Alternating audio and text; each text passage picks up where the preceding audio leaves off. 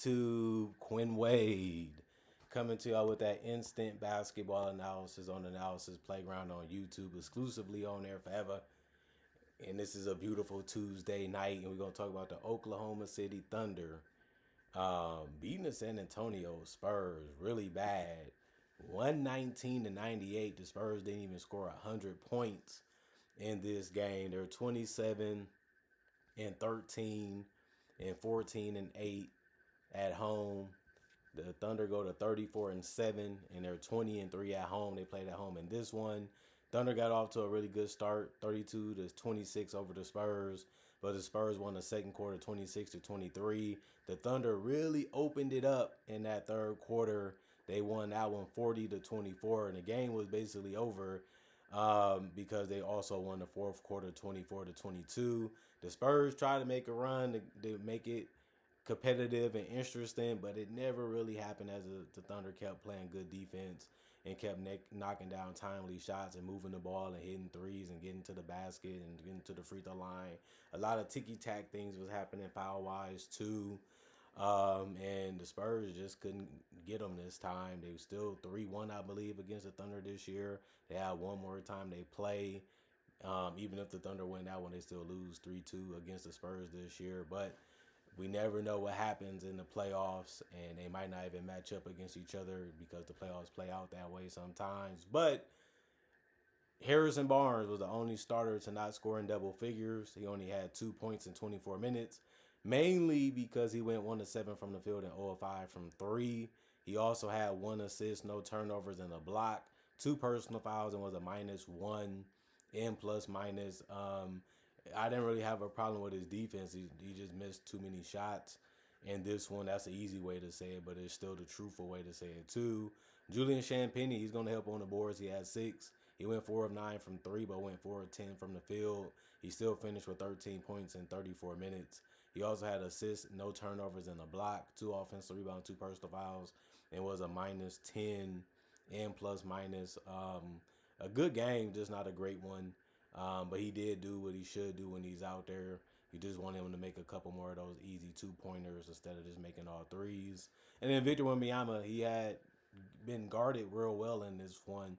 They kept forcing him to take tough contested shots. They kept trying to take away his airspace to where he just couldn't rise so easily and shoot over guys. He got a lot of ticky-tack fouls to go his way too. Other than that, he only had 17 points and only 7 rebounds in 28 minutes. He had to go 7 of 15 to get that. He also missed his only 3, and he also went 3 of 6 from the free throw line, which didn't help since they was already trailing. 1 assist, 1 turnover, 1 block. He also had 4 offensive rebounds out of the 7, 2 personal fouls. It was a -14 and plus minus. They made things hard for him, made things difficult. That's all you can try to do to any player in the league, but even the stars, you want them to work for the baskets, and I just personally feel like they did a good job on him in this one. And De'Aaron Fox, he was settling. 34 minutes, 14 points, 5 of 9 from the field, 2 of 5 from 3, 2 of 2 from the free throw line. He had some open threes, he just didn't splash them in. It happens, everybody does it. That sometimes can be that way. You know, every night gonna not be a night, but he didn't shoot terrible from 3 anyway. You just wanted him to do more. You wanted him to score more. You wanted him to be more aggressive instead of just settling. And that's how the game went for him. He had 5 boards, 5 assists, 2 turnovers, 1 steal, 5 personal fouls, and a -12 and plus minus. Stephon Castle had it going in this one. 36 minutes, he had 20 points. That actually was game high. That's how hard it was for them to score in this one. He had to go 6 of 13. That's good for high volume scoring. He also went 3 of 5 from 3. They left him some space, gave him some room, and he let it fly, and it worked. 5 of 7 from the free throw line. Did have 7 boards.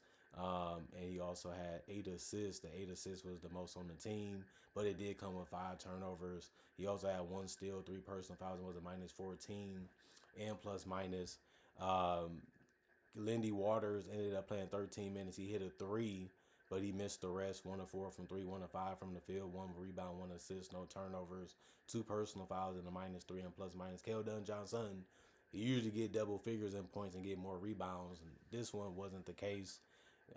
20 minutes, he ended up having 9 points. He went 4 of 11 from the field, but he also went 1 of 5 from 3.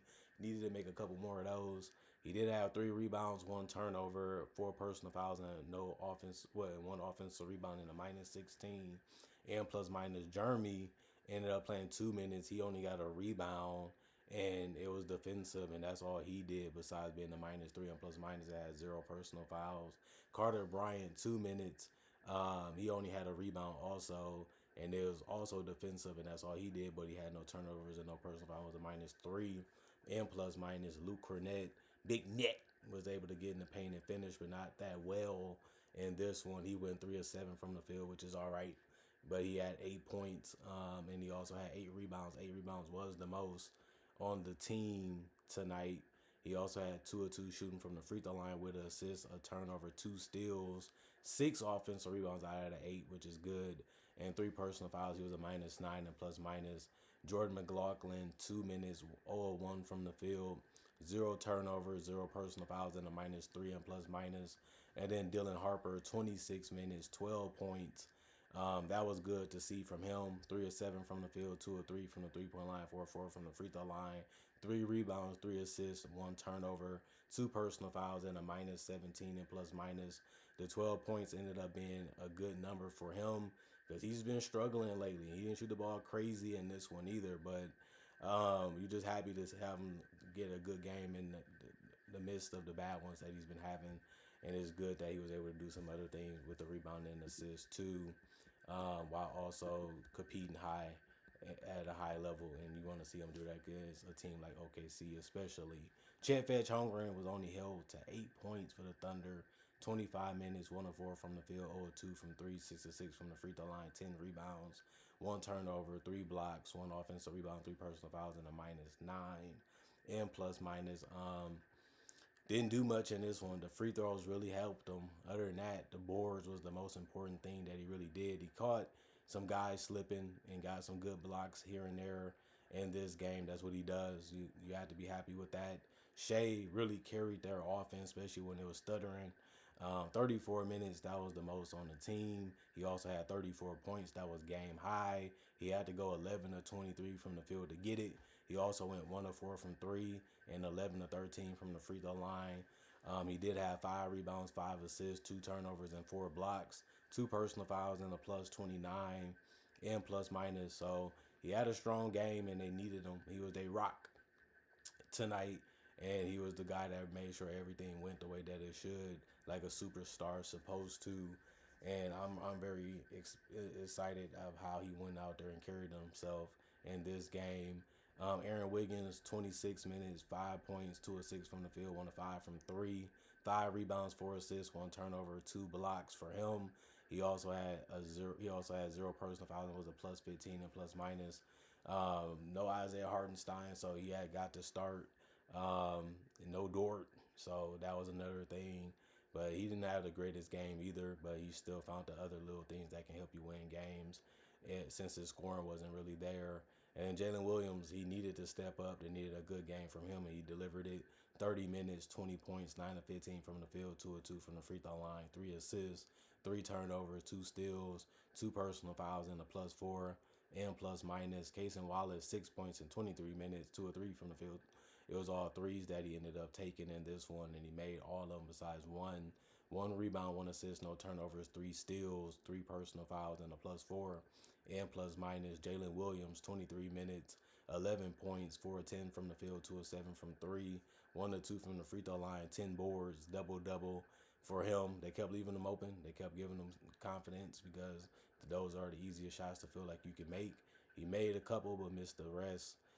He did have 5 assists, did a good job of being patient and waiting until things opened up and then making the right pass on time because he had 0 turnovers. He also had 2 blocks. You have to like the fact that he put the extra effort to be able to do that sometimes throughout the game. And he also had 2 offensive rebounds, 3 personal fouls, was a +30 and plus minus. Alex Caruso, 20 minutes, 13 points. That ended up being the most on the team from the bench. He also went 5 of 8 from the field and 2 of 4 from 3 and 1 of 1 from the free throw line. When he's really doing well offensively and still playing hard defensively, he's one of the best players on the team when he brings both of those things together in a game.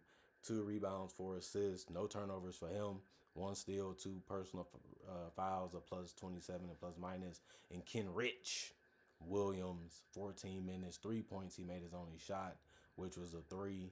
He did have 2 rebounds, 1 turnover, 3 personal fouls, and a +6 and plus minus. Isaiah Joe, 14 minutes, 8 points, 3 of 3 from the field, 2 of 2 from three. He did have 2 rebounds, no turnovers, and a personal foul, and was a -5 and plus minus. He did a good job of hitting the open shots when he was able to get them, and that's all he needed to do.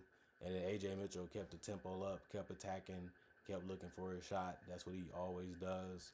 30 minutes was the most from any bench player. He also had 11 points. He was 4 of 8 from the field, 0 of 2 from three, 3 of 3 from the free throw line. He had 6 boards, 4 assists, 3 turnovers, and a steal, 2 offensive rebounds, 4 personal fouls, and a +4 and plus minus.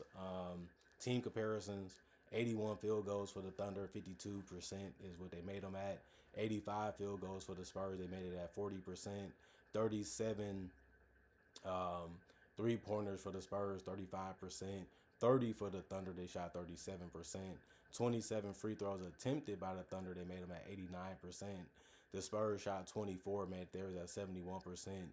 43 rebounds for the Thunder, 42 for the Spurs. 26 assists for the Thunder, 21 for the Spurs. Both teams had 11 turnovers, but the Thunder had 7 steals, while the Spurs had 4. The Thunder had 11 blocks. The Spurs had 3. 5 offensive rebounds for the Thunder, 12 for the Spurs. 38 defensive rebounds for the Thunder, 30 for the Spurs. And 23 personal fouls for the Thunder. And then the Spurs only had 25. And it ended up being a game where you thought it was going to be close and competitive throughout the entire game. The Thunder was able to find some good ways to slow down. They was able to really match the intensity of the Spurs. They was really able to get the best of them, especially defensively, and then things start opening up from there. And then Shea started taking over, and then the Spurs couldn't really counter or keep it going offensively enough to take what the Thunder was giving them offensively, and they were just putting it on them in that third quarter. And then the Spurs never could get it right either in that fourth quarter. And next thing you know, they end up losing by an embarrassing amount. But they still did the best they could. It just the Thunder wanted it more. They played harder, and they also executed a little bit better. And they was able to make the good ones and the tough ones too. And sometimes that's what you have to do to come out on top.